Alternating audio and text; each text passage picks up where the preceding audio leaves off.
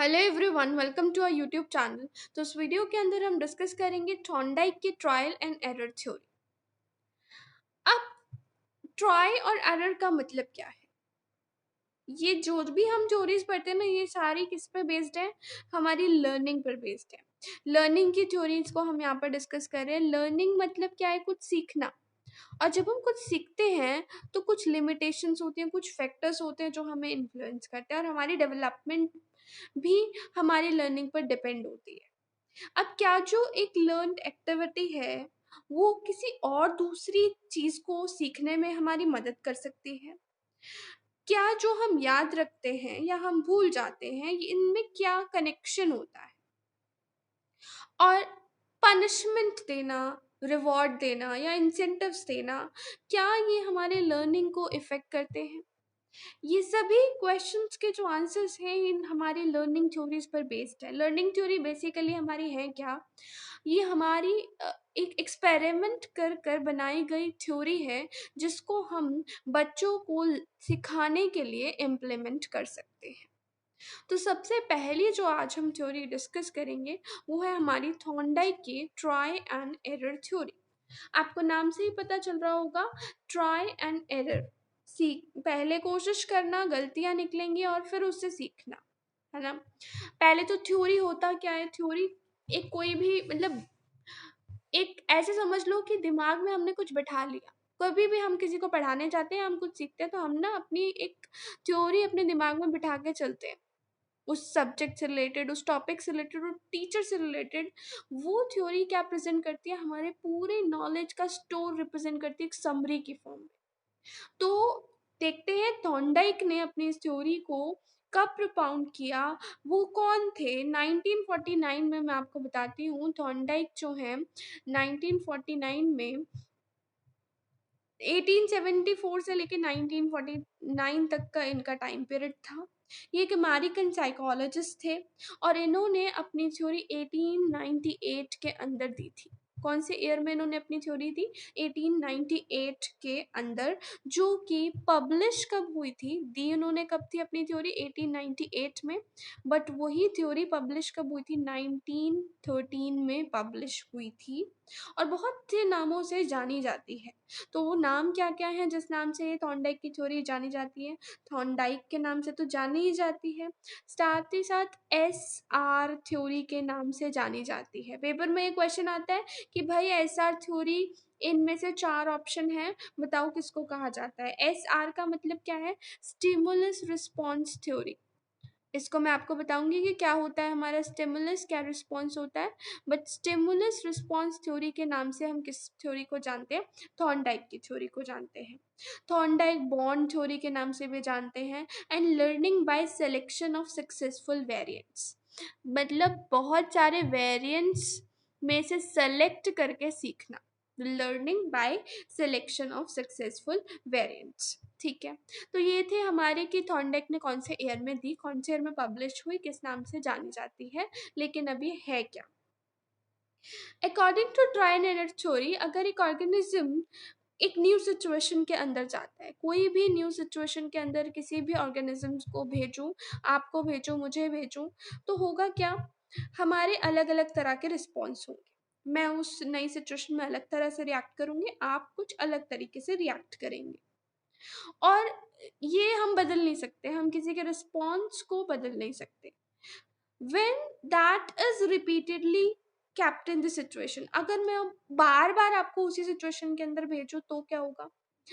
तो जो आप एरर कर रहे थे उस सिचुएशन में जाकर, वो कम हो जाएंगे। जैसे कि आपने एक बच्चे को क्वेश्चन दिया करने के लिए, आपने एक इक्वेशन सॉल्व करने के लिए, बिल्कुल आप नया है बच्चा इक्वेशन सॉल्व करने में, तो बहुत देर लगेगी, गलतियां कर सकता है वो इस क्वेश्चन को सॉल्व करने में।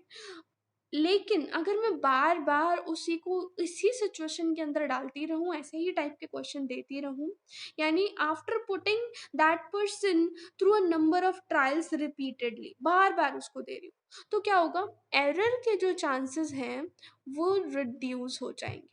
एरर मतलब आपके जो मिस्टेक्स हैं उसके चांसेस क्या हो जाएंगे? कम हो जाएंगे। ऑब्वियस सी बात है, जब वो बार बार उस चीज को करेगा तो कम हो जाएंगे। यही जो थ्योरी है ना, यही थॉर्नडाइक की थ्योरी है। अब इसने किया क्या था, उन्होंने ये बोला in the presence of stimulus response is spontaneous.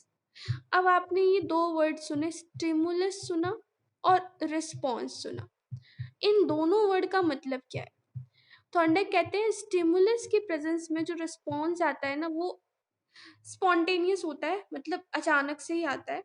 अब ये स्टिमुलस क्या है? स्टिमुलस होता है कोई भी चेंज, जैसे कि आप यहाँ पर हैं, ठीक है, और आपको कोई आकर थप्पड़ मारता है, तो आप क्या करेंगे? उसको थप्पड़ वापस से मारेंगे। और हो सकता है कि आप उससे सवाल करें, मतलब रिस्पॉन्स अलग अलग होगा। लेकिन जैसे ही ये थप्पड़ मारा, ये जो थप्पड़ मारना है, इसको हम कहते हैं स्टिमुलस। कोई चेंज आया एकदम अचानक से। या इसमें आप एक एग्जांपल ले सकते हैं, एक गरम प्लेट के ऊपर आपने हाथ रखा, तो वो गरम प्लेट पर हाथ रखना, वो गरम प्लेट स्टिमुलस है, कोई चेंज है। जैसे कोई चेंज आपको आया तो एकदम रिस्पॉन्स आपका क्या होगा? आप थाली से हाथ हटा लेंगे, वो आपका रिस्पॉन्स है। तो स्टिमुलस होता है कोई भी चेंज, और रिस्पॉन्स होता है कि आपने उस चेंज पर क्या जवाब दिया। अब थॉर्नडाइक ने ये बताया कि लर्निंग जो है ना, वो कनेक्टिंग है। माइंड, जो इंसान का दिमाग होता है, वो कनेक्टिंग सिस्टम है। तो लर्निंग कैसे टेक प्लेस करती है? ट्राई और एरर से, ठीक है। अब एसेंशियल एलिमेंट्स उनके थ्योरी के क्या थे? एक डेफिनेट गोल होना चाहिए, किसी भी काम को करने के लिए एक गोल पक्का होना चाहिए लर्निंग के लिए। दूसरी चीज ऑब्स्टेकल, मतलब ये नहीं हो कि बहुत स्मूथली हम चलते जा रहे हैं गोल की तरफ, तो उसमें भी हमें कोई इंटरेस्ट नहीं आएगा। रास्ते में कोई ऑब्स्टेकल्स मिलने चाहिए हमें। उसके बाद हम अलग अलग तरह के रिस्पॉन्स दिखाएंगे, नहीं कि बैठ जाएं और हम चाहें कि गोल हमारे पास चलकर आ जाएगा। हम वेरियस रिस्पॉन्स दिखाएं, और फिर हमारे जो सक्सेस के चांस हैं वो क्या होंगे? इंक्रीज होंगे। और हम इनमें करेंगे कैसे? सक्सेस को इंक्रीज किस तरह से कर पाएंगे? हम एलिमिनेट करेंगे किनको? अनयूजफुल रिस्पॉन्स को। मतलब जो रिस्पॉन्स में मेरे को फायदा नहीं नजर आ रहा, मैं उसमें बहुत सारी मिस्टेक्स कर रही हूँ, तो उन रिस्पॉन्स को हम हटा देंगे। और फिर हम राइट रिस्पॉन्स को सेलेक्ट कर कर अपने गोल तक पहुंच पाएंगे। तो ये बेसिक 7 एलिमेंट हैं किसकी थ्योरी के? थॉर्नडाइक की थ्योरी की।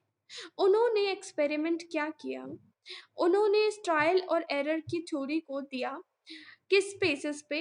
उसने rat, cat, monkeys, chicken, fishes, इन सब पे एक्सपेरिमेंट करे। और जो उनका कैट का एक्सपेरिमेंट था, वो सबसे ज्यादा जाना जाता है। किसका एक्सपेरिमेंट? कैट का एक्सपेरिमेंट, ठीक है। बहुत चीजों पे करा उन्होंने। क्या किया? एक बॉक्स प्रिपेयर्ड, पजल बॉक्स बना दिया उन्होंने। वो पजल बॉक्स कैसे बनाया? और उसके अंदर, उस बॉक्स के अंदर किसको प्लेस कर दिया? कैट को प्लेस कर दिया। एक क्या बनाया? पजल बॉक्स, और उसके अंदर कैट को रख दिया। ये समझ लीजिए, ये बॉक्स है, ठीक है, और यहाँ पर कैट प्लेस्ड है, ठीक है। अब the door of the puzzle box could be open by pressing a lever. यहाँ पर एक लेवर अटैच था, जिसको प्रेस करते ही जो इसका गेट था, किसका गेट? इस बॉक्स का गेट, वो खुल जाता था। अभी ये बॉक्स का गेट बंद है, लेकिन ये कब खुलता है? जब लेवर को प्रेस करा जाता है, ठीक है। अब एक फिश को बाहर रखा गया, fish was place outside the box. अब कैट उस फिश को तो तभी खा पाएगी ना जब वो उस पजल बॉक्स से बाहर आएगी। अब यहाँ पर जो फिश रही, वो क्या हो गई? कैट के लिए चेंज हो गई। स्टिमुलस का काम कर रही है फिश, जो बाहर फिश प्लेस करी है, वो किसका काम कर रही है? स्टिमुलस का काम कर रही है कैट के लिए। अब कैट क्या क्या रिस्पॉन्स दिखाती है, वो कैट पर डिपेंड करता है, क्योंकि अब स्टिमुलस खाने को देखकर जो कैट का काम है ना, वो शुरू होगा। अब कैट अलग अलग तरीके से रिएक्ट करेगी, कभी तो कूदेगी, कभी कोई चीज़ को पुश करने की कोशिश कर रही है, कभी क्या कर रही है। अब हंग्री कैट है, भूखी है, उसको बाहर तो आना ही आना है पजल बॉक्स के, क्योंकि उसको फिश को खाना है। लेकिन उसको ये नहीं पता कि वो बाहर कैसे आए। जैसे कि एक सवाल करते टाइम एक बच्चे को ये नहीं पता था कि कैसे सवाल किया जाए, तो वो अपने डिफरेंट तरीके अप्लाई करेगा। ऐसे ही यहाँ पर कैट इस पजल बॉक्स से बाहर आने के लिए अपने डिफरेंट तरीके अप्लाई करने की कोशिश कर रही है। अपने पंजे मार रही है, मतलब पतली हो रही है ताकि वो किसी, जैसे जाली जाली सा बना हुआ है, ये सारा का सारा जो बॉक्स है ना, इसमें ऐसे जाल से लगे हुए हैं, तो वो खुद को पतला करने की कोशिश कर रही है कि वो जाल से निकल जाए, बट वो भी नहीं हो पा रहा है। In yet several other trials, बहुत सारे ट्रायल जब उसने कर लिए, तो एक्सीडेंटली क्या हुआ, बहुत से एफर्ट कर लिए, रिपीट करती रही एफर्ट्स को। अब कैट के एफर्ट्स जो थे ना, वो उस एरिया में कन्फाइन हो गए। मतलब उसने लिवर को प्रेस करा, जैसे ही उसने लिवर को प्रेस करा तो उसने देखा हल्का सा कुछ खुला। अब उसे ये समझ में आया कि यही मेरा रिस्पॉन्स है, तो उसने जो अपना काम है, अपना रिस्पॉन्स है, वो उसी एरिया में शुरू कर दिया। वो अब क्या करे, लेवर को प्रेस करने की ही कॉन्टिन्यूसली कोशिश करे जा रही है। अब कैट के बिहेवियर से जैसे ही बॉक्स खुल गया और कैट बाहर आ गई, तो उसे समझ में आ गया, सभी रिस्पॉन्स अब उसके लिए सीज हो गए। अब वो ना स्क्वीज होके बाहर निकलेगी ना कुछ, उसको समझ में आ गया कि यही उसका राइट रिस्पॉन्स है। अब उसके एरर करते करते, ट्राई करते करते वो एक सक्सेसफुल अटेम्प्ट तक पहुंच गई। इसका मतलब ये है, जैसे कैट ने सीखा कि वो लेवर से किस तरह बॉक्स को खोल सकती थी, ऐसे ही हम बच्चे को कुछ भी सिखा सकते हैं। तो कोई भी लर्निंग के लिए, ये थॉर्नडाइक जो इसने एक्सपेरिमेंट किया वो 5 दिन तक लगातार किया, and he gave the cat 10 trials each in the morning and in the evening. 10 बार ट्राई करा कैट ने, 10 बार मतलब 10 बार मॉर्निंग में और 10 बार इवनिंग में कैट को ट्राई करने के लिए छोड़ दिया। And the cat was given 100 trials in all. 10 दिन तक करे तो 100 ट्रायल्स उसको दिए गए, एंड उसको कुछ भी खाने को नहीं दिया गया बाकी के टाइम पीरियड में। जैसे नंबर ऑफ ट्रायल इंक्रीज हो गए, तो कैट ने सिलेक्शन एंड कनेक्टिंग सेलेक्ट कर पाई, वो उसे क्या करना है, और कनेक्ट कर पाई। तो ट्राई और एरर से वो अपने गोल तक आसानी से पहुंच पाई। तो उस सब एक्सपेरिमेंट से थॉर्नडाइक ने कुछ कंक्लूजन निकाले कि लर्निंग के लिए सब्जेक्ट के पास एक प्रॉपर गोल होना चाहिए, सब्जेक्ट उसको लर्न करने का इच्छुक होना चाहिए। गोल होना तो ठीक है, लेकिन he should be eager to learn.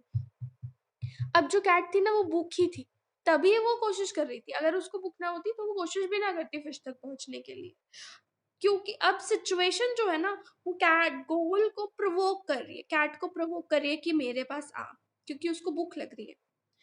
तो द गोल हैविंग, मतलब जो गोल है उसको अचीव अगर हमें करना है, तो उसके अंदर हमारे लिए ईगरनेस होनी चाहिए सीखने की।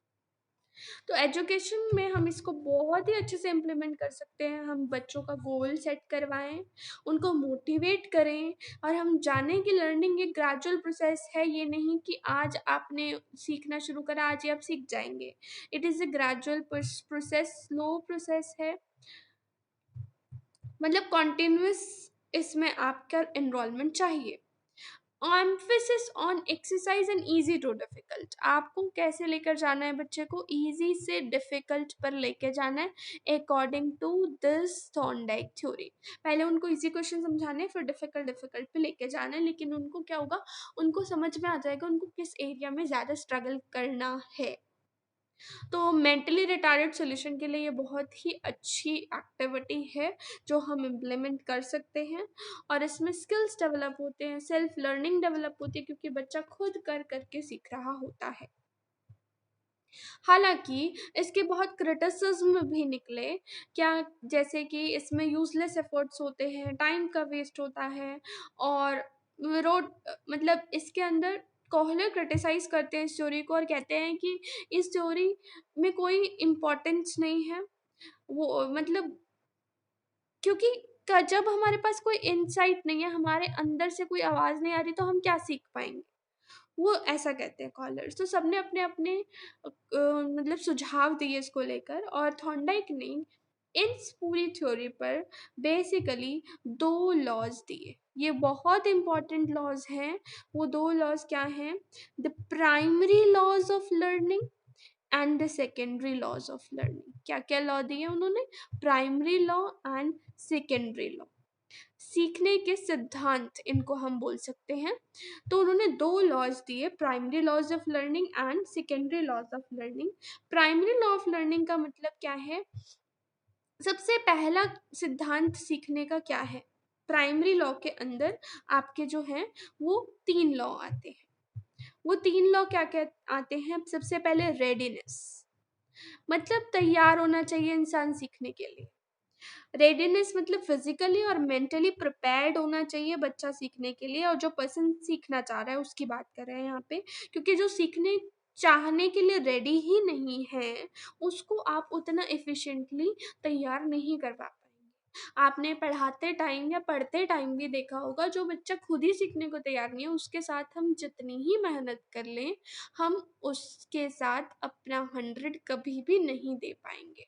ठीक है, तो first law is readiness, second law is motivation to the student. अब स्टूडेंट की रेडीनेस कैसे आएगी? जब हम मोटिवेट करेंगे बच्चों को। मोटिवेट करना किसकी ड्यूटी है? टीचर की ड्यूटी है कि वो बच्चों को जय पढ़ाने की शुरुआत में ही मोटिवेशन प्रोवाइड करे, उनको फिजिकली और मेंटली प्रिपेयर करे लर्निंग के लिए, ताकि एक जो मोटिवेटेड स्टूडेंट है ना, उसकी लर्निंग ज़्यादा इफेक्टिव होती है। Next is to arouse the interest. अब मोटिवेट हो गए, पढ़ना शुरू हो गए, लेकिन उनका इंटरेस्ट बना रहे, ये भी टीचर की ही ड्यूटी है। ये ना हो वो तैयार हैं, मोटिवेटेड भी हैं, पर आपने उनका सारा इंटरेस्ट खराब कर दिया उस टॉपिक को बहुत ही गंदे तरीके से पढ़ाकर। So the thing is, readiness, motivate और इंटरेस्ट तीनों ही आपके किसके लॉज हैं? Primary laws. ठीक है, अब आप बात करते हैं लॉ। प्राइमरी लॉज के अंदर भी यहाँ पे तीन लॉज आएंगे। लॉ ऑफ रेडीनेस, जिसके अंदर मोटिवेट करना और इंटरेस्ट आपका आ गया। फिर आपके आती है लॉ ऑफ एक्सरसाइज। रेडीनेस में, रेडीनेस के बाद आपका क्या आता है? Law of exercise. एक्सरसाइज में क्या आता है? Use and disuse. Law of exercise का मतलब क्या है?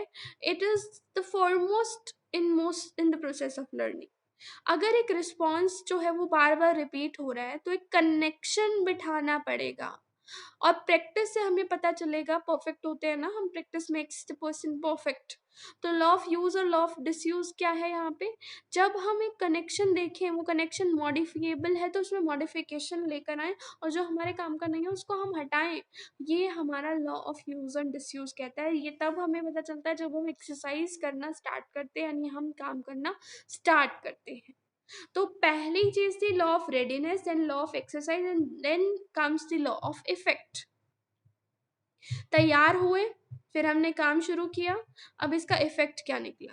तीन लॉ हैं किसके? प्राइमरी लॉज की हम बात कर रहे हैं। प्राइमरी लॉज में कितने लॉज आते हैं? तीन laws, readiness, exercise and effect. Readiness में मोटिवेट और इंटरेस्ट जरूरी है, एक्सरसाइज में यूज एंड डिसयूज है। अब इफेक्ट की बात करें तो it is also known as the law of satisfaction and dissatisfaction. अब इफेक्ट हमारा क्या मिला? अगर फेलियर आता ही आता चला जाएगा, आता ही आता चले जाएगा, हमें पता ही नहीं चलेगा, क्वेश्चन सही हो ही नहीं रहा हमसे, तो इससे हमें डिसअपॉइंटमेंट होगी, और हम क्या करेंगे? हम हमारी सेटिस्फेक्शन नहीं मिलेगी। डिससेटिस्फेक्शन लीड्स टू डिसअपॉइंटमेंट, और हो सकता है कि फिर हम काम करना ही बंद कर दें। ठीक है, तो अगर हम लर्नर बार बार काम को कर रहे हैं और उसको डिसअपॉइंटमेंट मिल रही है, तो इसमें टीचर क्या कर सकता है? उसको हिंट्स प्रोवाइड कर सकता है। So law of effect leads to disappointment और अपॉइंटमेंट, या फिर सेटिस्फेक्शन एंड डिससेटिस्फेक्शन। तो इसमें एक प्लीजेंट पेरेंट्स होना चाहिए। इमोशंस आते हैं इजी से डिफ़िकल्ट, अगर हम देंगे तो इसी की कमी चांस है। प्रेज करते रहें, उनको एनकरेज करते रहें, यस आप अच्छा ट्राई कर रहे हैं एंड ऑल। तो ये हमारे प्राइमरी लॉज थे। अब हम बात करते हैं अपने सेकेंडरी लॉज की। किसकी? सेकेंडरी लॉज की। प्राइमरी लॉज क्या कहते हैं? Law of readiness, law of exercise and law of effect. अब सेकेंडरी लॉज में क्या क्या आते हैं? सबसे पहला लॉ क्या है? Law of multiple response. Primary laws जो मेन थे हमारे, अब सेकेंडरी की बात करते हैं।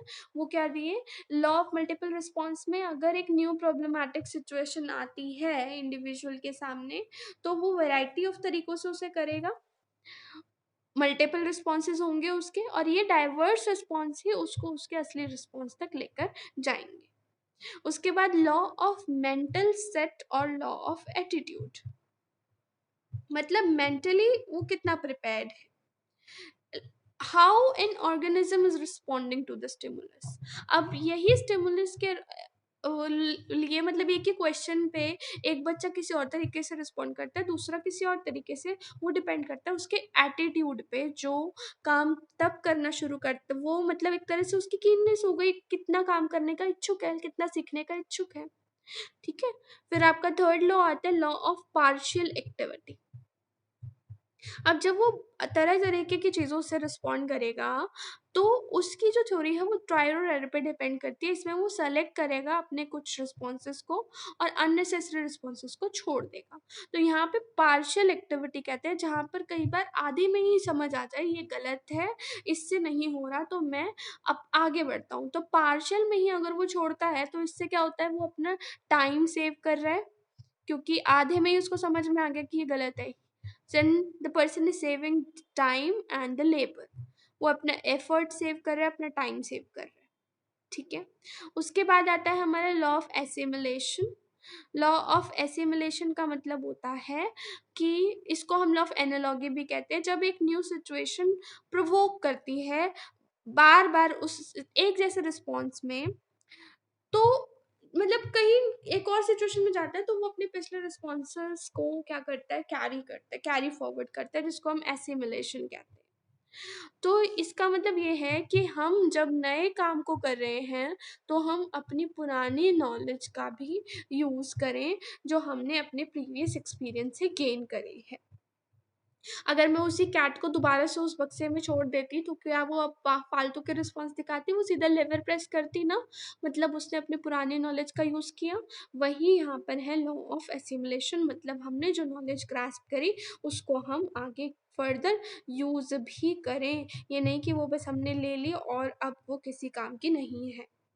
उसके बाद लॉ ऑफ एसोसिएटिव शिफ्टिंग, मतलब इस कंटेक्स्ट में थॉर्नडाइक क्या कहते हैं, हमें बहुत से रिस्पॉन्स मिल सकते हैं लर्नर से, जो कैपेबल है और जो सेंसिटिव है, और उसने एक्सप्रेस किया अपनी conditioning response in the form law of Asus, मतलब अगर एक कंडीशन लगा दी जाए तो हम रिस्पॉन्सेस को भी बदल सकते हैं। एक teacher law of associative shifting का यूज़ कर सकती है बच्चों के रिस्पॉन्स को बदलने में, उनको हिंट्स देकर, उनको सही डायरेक्शन देकर। तो this is called the law of associative shifting. Then is law of recency. इसमें नई चीज़ें हम जल्दी सीखते हैं जब हम रिवीजन करते रहते हैं। एग्जाम में रिवीजन जब हम करते हैं, that is called law of recency, मतलब हमें रिवाइज करने की भी ज़रूरत पड़ती है एक बार। फिर प्राइमरी एफर्ट्स, हमारे जो फर्स्ट एफर्ट्स होते हैं, जैसे आपने सुना first impression is the last impression, तो बिगिनिंग स्टेज में ही जो इम्प्रेशन होता है वो परमानेंट होता है।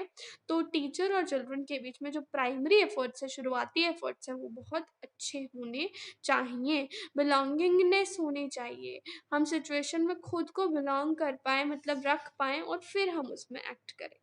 तो ये थे हमारे किस किस के प्राइमरी और सेकेंडरी लॉज, जो किस बेसिस पे दिए गए, थॉर्नडाइक की ट्रायल एंड एरर थ्योरी के बेसिस पर दिए गए। होप कि आपको ये ट्रायल एंड एरर थ्योरी बहुत अच्छे से समझ में आ गई होगी, और अगर आपके पास क्वेश्चन आता है एग्जाम में, तो आप इजीली इसको अटेम्प्ट कर सकते हैं और बहुत कुछ बना बना के यहाँ पर लिख भी सकते हैं। आपको क्या करना होगा, एक्सपेरिमेंट एक्सप्लेन करना होगा, उसके लॉज एक्सप्लेन करने होंगे, लॉज लास्ट में आएंगे। एलिमेंट्स एक्सप्लेन करने होंगे कि क्या क्या एलिमेंट्स इसमें रिक्वायर्ड होते हैं, फिर आप उसके लास्ट में लॉज एक्सप्लेन कर देंगे। तो अगले वीडियो में हम डिस्कस करेंगे पावलोव की कंडीशनल क्लासिक कंडीशनल थ्योरी, और देखेंगे कि इस थ्योरी में और उस थ्योरी में क्या फ़र्क है। तो तब तक के लिए don't forget to like our video and subscribe to our channel और अपने फ्रेंड्स के साथ शेयर करना बिल्कुल मत भूलिएगा। एंड मिलते हैं अगले वीडियो में, तब तक के लिए बाय बाय।